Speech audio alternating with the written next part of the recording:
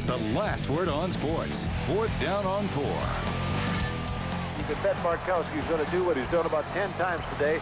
Crank back and throw it as far as he can down the right sideline. That's exactly what he's doing. He's throwing a deep one, deep. It's deflected, and it's caught. Touchdown, Falcons on a deflected pass. I can't believe it. Here's the blitz. Out. Long, high ball. Lots of guys going for it. Fight in the end zone. It's caught by the Browns. Won the game. Falcons going to drop off about 7 players deep. Breeze steps up in the pocket, throws it for all he's worth. Down into the end zone. The ball is going to be caught. Terrence Copper, was it? Yes, it was. Terrence Copper on a Hail Mary, the final play of the half. Welcome into 4th down on 4. I'm Scott Cody. Oddly enough, it's the Saints that haven't been on the positive end of very many Hail Marys in the past, but in a year that has defied all conventional wisdom regarding this football team and its history, it's only fitting that in perhaps their biggest win of the season thus far, the Saints get a little help from above. Breeze with time, steps up, throws deep. He's got Henderson. 35-30, 25-20, 15-10, 5, touchdown! Before today, the Saints had 13 scoring plays of 25 yards or more. On the third play of the game against the Falcons, they made it 14 plays when Drew Brees connected with Jim Henderson on a 76-yard pass and catch on 3rd down and 7. It's 3rd and long, and we're gonna take our shots, and if it was there, then we were gonna capitalize on it. And, it was a great way to, start the game. On their next possession, the Saints balanced out their stats with a heavy dose of Deuce McAllister. This 31-yard run left more bruises on the Falcons' defenders than on McAllister himself, and a late face mask penalty set up a short run that put the Saints up 14-0, both through the air and on the ground with their touchdowns. We had hoped to be a little bit more balanced coming into this game, and we saw, again, a lot of run fronts, and early on, we had some big plays offensively. Then we kind of fell into a little bit of a rut, same way in the second half. So,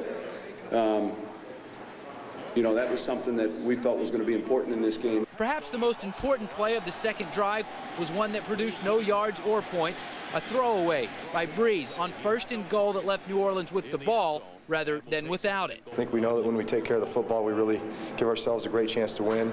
We, prevent our defense from being in tough positions, and so obviously that's our main goal from here on out, is to win that turnover battle, and then I think everything else will take care of itself. Meanwhile, the defense played with fire early on and really didn't get burned. Michael Vick had 166 yards rushing on the day, but runs like this 51-yarder in the first quarter, while impressive, Looking good here. Here's Michael Vick inside the 20-yard line. led only to field goals. I'm almost looking forward to the film to see a rare athlete do some of the things he did, and to be on the same field as a guy like that, doing those kinds of things. I feel like I was in chase mode a lot today, but he was impressive, really impressive. Those plays you can't practice. I mean, he's just going to find the hole, and he's a great athlete. 3 losses in 4 games after the Saints' inspiring start had some beginning to grumble.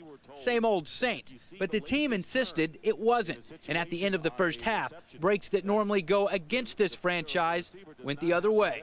Breeze steps up in the pocket, throws it for all he's worth. Down into the end zone. The ball is going to be caught. Terrence Copper. Terrence was focused. He told me that he caught 2 or 3 of them in college. So he was very focused, and the DBs didn't get up in there and try to get the ball. I was shocked. I actually went around hoping that most of them would slap the ball down, but Copper stayed focused with the ball. In the second half, a desperate team trailing at home came out and limited the Saints to back-to-back 3-and-outs, scoring a touchdown along the way to make it 21-13 Saints. We weathered that storm there for the first few drives when we really couldn't get anything going, but we knew that it was just a matter of time. We just had to stick with it and kind of get our tempo and rhythm back. We kind of got out of rhythm. And thankfully, the Falcons' receivers were out of rhythm too. 4 drop passes on the day, including this one by Roddy White in the fourth quarter, killed the Falcons' drive. Somewhere along the line, guys got to start catching the ball, got to start making plays. And, we got to block up front, and maybe I got to make some better throws, or throw it a little quicker, or anticipate the throw it before he break out of his route. I don't know. The game was sealed when Breeze and Jim Henderson again connected on a 3rd down and 7 late in the fourth, Deuce would score a play later, and for the first time in a while, the Saints could do some scoreboard watching. It wasn't until, 2 minutes left in the game we knew we had it locked up, and I'd peek up there and see that, Carolina had lost today. And obviously, you see those divisional opponents, you kind of keep up with them because obviously those are important to you. And, hopefully, that game at the end of the season with Carolina, is an important one for all of us. It's our 7th win. That's what it means. And obviously, it was significant for us because we had lost 2 in a row. So those 2 things, putting kind of an end to that slide, getting a win on the road, division opponent, NFC. We go inside the numbers from today's game. Breeze with his 5th straight 300-plus yard game, 2 scores. More importantly, no picks. Michael Vick, when he did get the ball on target, his receivers usually didn't catch it. He'd finish with just 84 yards through the air. Vick would do most of his damage on the ground. As we mentioned, 166 yards. For him, the Falcons had 281 as a team. New Orleans held under 100 yards again. Deuce McAllister, though, 20 carries, his 2nd highest total of the season. The Saints receivers filling in nicely again for an injured Marcus Colston. Jim Henderson leading the way, 4 grabs, 158 yards, 8 different receivers logging a catch against the Falcons. Deuce McAllister upset last week at his role in the offense after the loss to Cincinnati today. The 2-time Pro Bowler, well, he was fed the ball in critical situations, especially around the goal line, and it produced 2 scores for number 26, Juan Kincaid, with Deuce after the game. All right, Scott, Deuce McAllister here, and we look at the significance, first of all, of this win. It's a division opponent, and now you have 2 teams, the Falcons and the Tampa Bay Buccaneers. You guys have swept. Talk about the significance of that. No, it's big. I mean, anytime you play a divisional opponent, obviously you're going to be familiar with them. They know what we do best. They know, we know what they do best. It really counts as 2 games, if you look at it seriously as far as, they have to beat you twice as far as to get, a lead on you as far as the division race is concerned. You just have to take care of your business whenever you play them. You guys came out and started pounding the ball with you on the ground. That was important early on. But then you get the 14 points to go up 14-0. That was obviously significant as well because they start having to play catch-up. Yeah, and that's how you want them to play. You want them to play kind of, you want them to play from behind and make them have to make plays, not on the ground, but through the air. And I think we did a great job of doing that. You go into the locker room at halftime up 21-6. Was that by design, that Hail Mary? Did you guys draw it up in the locker room? Nah, I mean, we practice actually the Hail Mary, every Saturday. We'll practice, whether it's offense or defense. You may not ever throw the ball, but, just to get the look, and we were successful today. Here we go, 7-4, 5 games left to go. I know you're looking at it as a 5-game season beginning with San Fran next weekend. That's what it is. It's a 5-game stretch. I mean, if you want to get in the playoffs, you win these next 5. How good does this feel? When you look at this team last year, 3-13, and now here we are 11 weeks into the season, and you're 7-4 sitting atop the NFC because Carolina loses once again, and it's really all in your hands to finish it out here. Yeah, I mean, it's great. It's great. You play to compete. You play to go out there and win games. I mean, anytime you don't do it, there's some disappointment and you question yourself what's going on. I mean, but it's a good win for us. Michael Vick may have rushed for over 100 yards against the Saints, but when it counted, the Red Zone D stepped up. When we come back, Juan Kincaid takes a closer look at how they were able to stop Atlanta from getting into the end zone. Plus, why LSU was rooting for a USC win last night and how that may benefit the Tigers next Sunday when the bowl pairings are announced. We'll discuss later on 4th Down.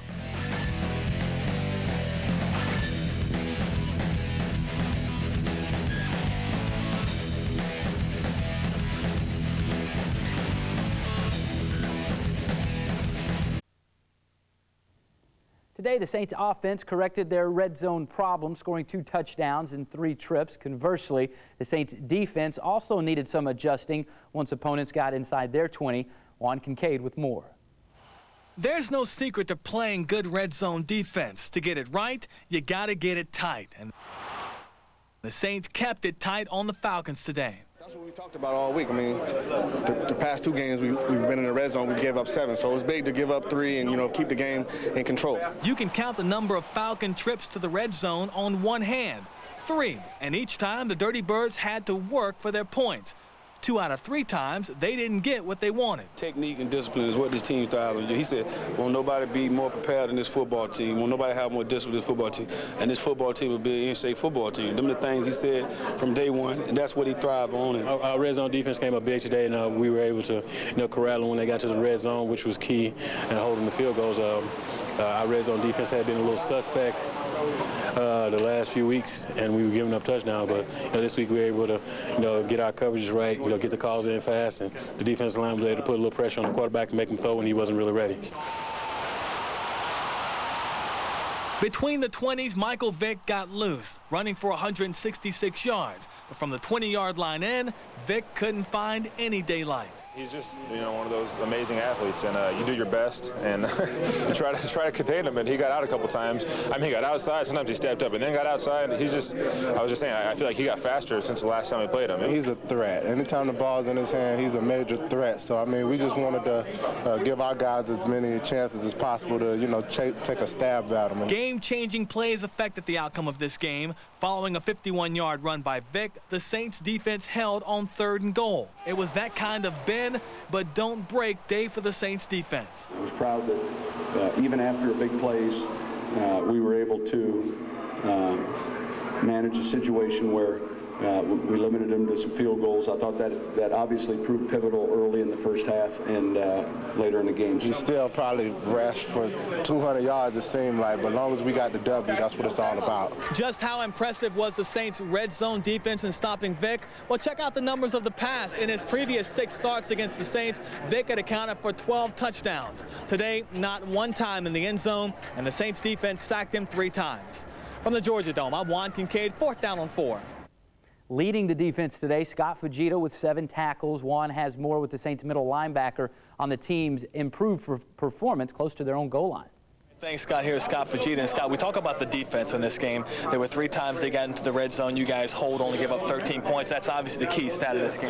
That was definitely the key. I mean, being able to get off the field with no points away, just those field goals was huge. I mean, because the things Michael Vick did today, it was unbelievable. I mean, that guy's just a remarkable athlete, and to be able to get this win is huge for us. The big win, the big reason why, because it's a divisional game, and so now against Tampa Bay and against Atlanta, you've got a couple of sweeps, which puts you in good position to keep making that push to the playoff. It's a great position, but now it's down to a 5-game season. We talked all week about having a 6-game season. Now it's down to 5 games. We just got to do our part, and we're sitting pretty. I mean, everything's right there in front of us. We just have to make it happen. For the most part, this team has come out pretty well after winning some games.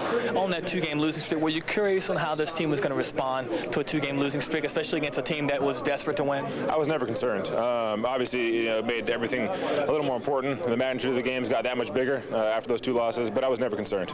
You guys wanted to be the aggressor on defense, didn't you? I mean, you blitzed almost every down. We did. We tried to control those edges the best we can, but again, I feel like that guy got faster since the last time he played. I mean, he got faster, we got slower, but he was amazing today.